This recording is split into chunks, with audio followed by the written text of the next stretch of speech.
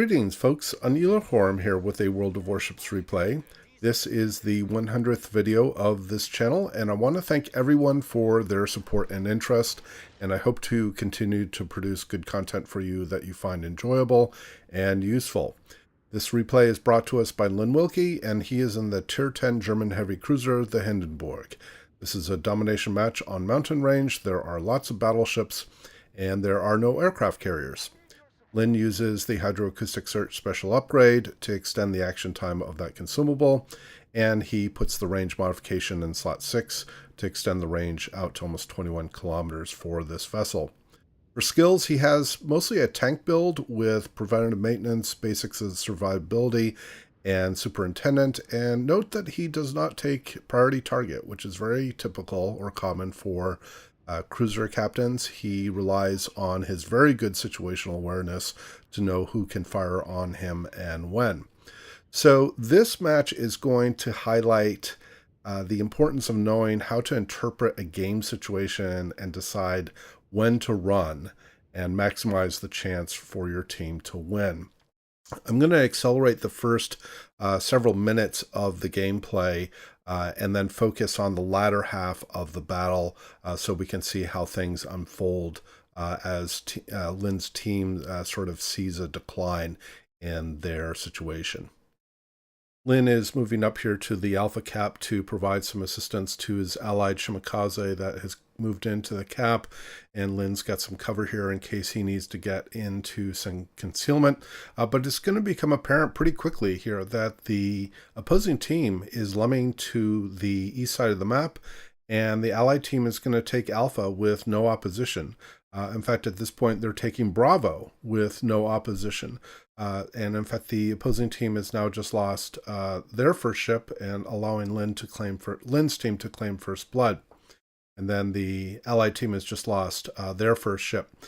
So the allied team has also just secured Charlie. The opposing team has moved into Bravo, although they're going to move back out here in just a moment. Now that we've detected the opposing destroyer, there he has just moved out. So the opposing team has no caps, and the only points that they've received are from sinking the couple of ships on Lynn's team. So Lynn is moved down here with his allied Shimakaze and a couple of battleships to put pressure on the west flank of the opposing team. The allied team has now lost 3 capital ships, which doesn't help.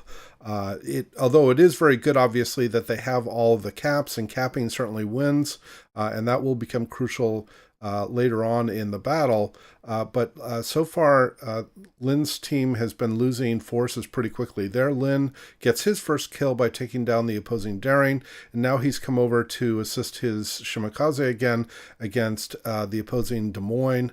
He got a nice citadel on the Des Moines and is now driven off the Des Moines. And I'm going to return back to a normal speed as Lynn is now going to work on trying to take down this low health Montana. So the current situation again is the allied team has all the caps. They have a more than 400 point advantage on the opposing team. And Lynn just manages to get the last shell in on the Montana for his second kill. So things are looking pretty comfortable, for the allied team. They do have a 1-ship deficit, and most of that is through capital ships. And the opposing team has lost all but one of their destroyers plus one of their capital ships. But the allied team is now going to start losing more and more forces. Over on the east side there, we've just lost 2 more ships at Charlie. And then the allied team does take down the Richelieu, which is again over the Charlie cap. Now, I'm sure the opposing team was probably a little bit frustrated that they've got 2 ships on the India and Juliet lines, probably not able to contribute much of anything at this point. They're currently undetected, so presumably they are trying to reposition. But those ships, those opposing ships that are on the far south side of the map, are currently not contributing to either taking or defending what gains the opposing team is going to get.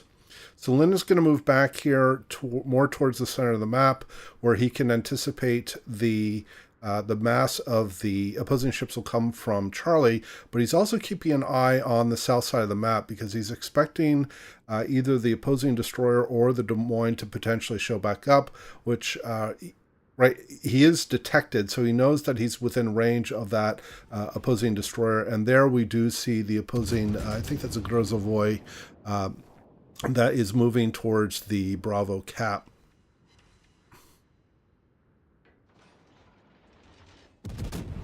Currently, the Allied team has a more than 500 point advantage on the opposing team, but again, they are working now with what looks like a 3-ship deficit. Lynn is going to work with some ranged fire here. This is pretty typical for Hindenburgs to use their very good range and their excellent ballistics to focus on ships. Lynn really isn't in a position to engage other ships one-on-one because they're too close to each other. Lynn is just about to get torped by the Grozovoy, and the torpedoes run short by just probably 100 meters or so. So very fortunate that he didn't take a torpedo there from the opposing Grozovoy. Lynn is trying to drive off the opposing Des Moines. He gets 4 bounces there because the Des Moines was turning away. And so Lynn is now going to focus on the opposing ships that are moving into Bravo, including this opposing Massachusetts B. And although ideally we'd be focusing on the opposing Grozovoy, which is in the southeast quadrant of the Bravo cap, but we obviously can't see him from the smoke, so better to put the fire on ships that you can see and you know you can hit reliably. There it looks like the Massachusetts was firing, the Allied Massachusetts was firing into the smoke, trying to hit the Grozovoy, but it looks like that was unsuccessful. Then Lynn again has returned his fire to the opposing Massachusetts B, which is on the east side of the Bravo cap. The Allied team has now been thinned to 3 ships. It is the Ugamo, this low health Massachusetts, which is being focused down, and Lynn. And now the Massachusetts is gone, and so it's just Lynn and the Ugamo. Now, the Ugamo has most of his health. It looks like he's been playing quite smart to make sure that he stays in concealment as much as he can. The opposing team has at least 2 radar cruisers or radar ships left, Des Moines, and I believe it's a Kronstadt, and that will be important later on. So Lynn is going to have to kite out here. He's trying to get the Massachusetts B down. He does have the Massachusetts B on fire, and there he does get his 3rd kill, and he's up to about 80,000 damage, which frankly isn't a lot, but the first half of the battle he hasn't been able to engage too much because again the opposing team did lemming to the other side of the map from where Lynn was initially. So Lynn realizes that his team still has a huge point advantage, and there's a little more than 5 minutes left. So it's going to take a while for the opposing team to they have now captured Bravo, but it's going to take them a little while to get over here and start contesting Alpha, and they're only going to be gaining 30 points per minute against Lynn's team, so long as Lynn and the Ugamo can stay alive. In fact, I'm sorry, it was not a Ugamo, it was a Gearing, I'm sorry. The Allied Gearing has now taken down the opposing Monarch, which helps, and now the Allied team has gotten more than a 400-point advantage. But Lynn is going to have to retreat here because he is becoming the focus of both the opposing Montana and the Kronstadt. Again, Lynn does not have priority target, so he doesn't know exactly how many ships are targeting him, but he knows for sure that he's got at least 3 that are going to be looking at him.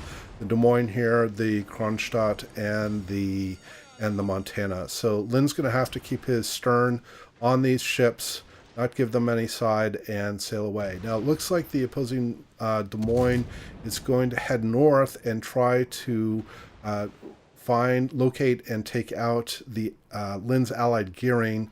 The Gearing is being chased by the Grozovoy, and the Des Moines will end up getting closer as well. Lynn is having to continue to move away here. But here again is where the situation situational awareness is very important.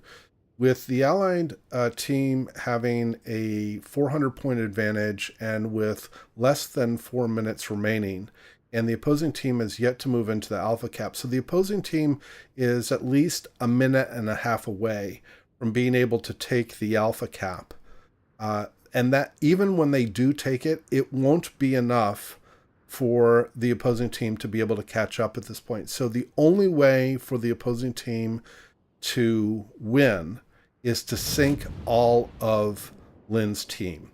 Lin is trying to support his gearing here by putting some fire on the Grozavoy. This is a pretty hard shot, even with the very good ballistics of the Hindenburg.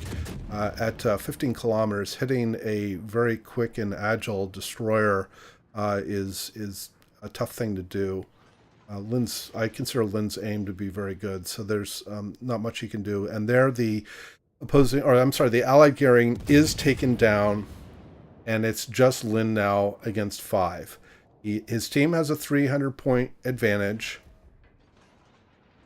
and the opposing team has now moved into Alpha. But again, there isn't enough time for the opposing team to take all of the caps and win on points. They have to sink Lin in order to win the game. And Lin knows this very well, and this is, again, all about where Lin's very good situational awareness comes into play, and he's basically running. He's gotten himself into concealment, and he wants to stay that way as long as possible. He can reasonably expect at some point the Grozavoy is going to come out of his smoke and is going to light up Lin, and then Lin will again start taking fire from the Montana and the Kronstadt. But what Lin is also doing here by going not directly to the northwest corner, he's kind of going a little more westward, is to give himself some island cover between himself, the Montana, and the Kronstadt, so that even when he is detected, they will have some obstacles that they have to fire around or over in order to try to hit Lin. So this is, again, a very good heads-up thing to do in terms of situational awareness. You also notice, obviously, Lin is located, so he knows that he's being tracked, presumably by the Grozavoy, although I suppose it could have been any of the ships at this point. So they know approximately where he is. But the main thing is that Lin just run and stay alive. In fact, Lin typed earlier in chat, you may have noticed that he made a public chat comment about whether he's going to be able to survive for the next 2 minutes. So he's pretty good-spirited or well-humored about the situation. He has now gotten detected, and the opposing team now has 1 minute to try to sink Lin. There is the opposing Zhao. Now, the opposing Zhao has done a very good job for his team individually. He, I believe, has already he earns high caliber. So we already know that Zhao player has done very well for his team individually. But because the opposing team was very late in their push to take caps, they have not been able to catch up at this point. So unfortunately, the efforts of that Zhao are going to somewhat to naught unless they can sink Lin. And we're now down to 20 seconds. Montana did fire, so the Montana might be able to get one more salvo off before... no, in fact, here comes his last salvo before the game is going to expire, and he is going to miss his shot. He is going to get up over pen or two, but it's not enough. And Lin's going to skate into the edge of the island, or edge of the map, and win the game for his team. So, Solo Warrior won for his team. He did a really good job. He does come in top XP for his team, but most notably, not only did the opposing Zhao earn more XP than anyone in the entire game, even though he was on the losing team.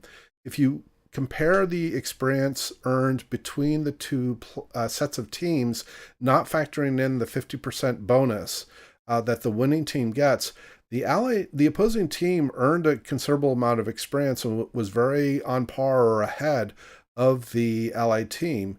But because they didn't cap, they ended up capping very late. They ended up losing the match. So a very interesting game, very exciting, certainly for Lin. And I certainly hope you enjoyed the replay and the commentary. Please do leave your comments below. And as always, we hope to see you out there, and we wish you happy sailing.